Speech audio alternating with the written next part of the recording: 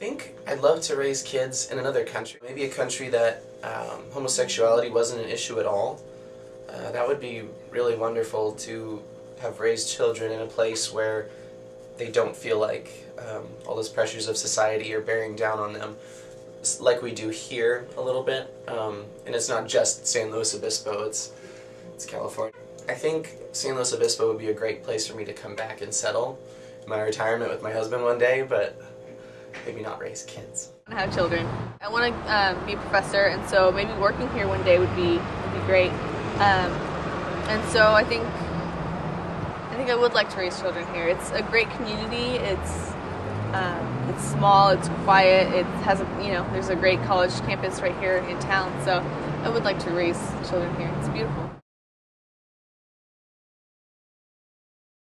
And this is what's so hard for me to predict, because supposedly, based on statistics, 11% of the human population is homosexual, supposedly. I mean, that's what they say, right? So that means 5.5% of us men only have that much of a percentage to choose from, and women, same thing. But then you have all the ones in between, too, who define as all these other things, and I'm not very educated on all of those. I feel a little bit ignorant myself, actually, for not having known all of these I don't want to call them subgroups, because that's almost reducing, but I feel like gay men are a very prominent group in this town, because we're all very forward, most of us anyway, very open, and a lot of the women you just probably don't even know about.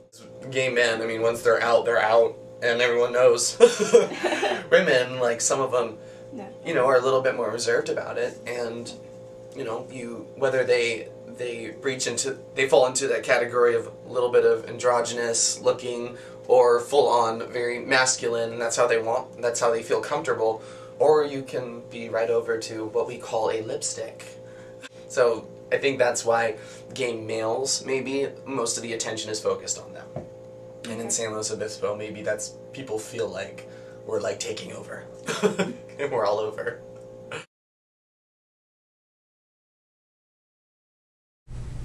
Probably bisexual girls.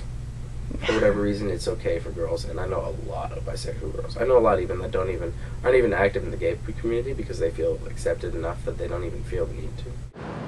I guess if you're dividing it up within the communities, I'd say straight would be the first, and either gay or lesbian is the second. Bisexual gets in there too, but bisexual people are also discriminated against a lot, and so I think there's a lot of pressure to choose gay or lesbian from the straight community and from the gay community, to not be in between on anything. And so I'd say that straight is the most common, and then maybe gay or lesbian. Being a very masculine gay male, I think is more accepted in the straight community, rather than being a very feminine male. Just like being a feminine lesbian is more accepted than being a butch lesbian. So I think it's more to do with gender expression rather than who you're sleeping with necessarily. And so I think gender expression, how someone presents themselves as male or as female. So I think there's a hierarchy of who gets accepted.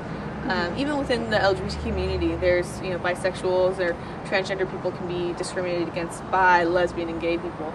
So it happens from outside the community, from within the community, so there's different levels.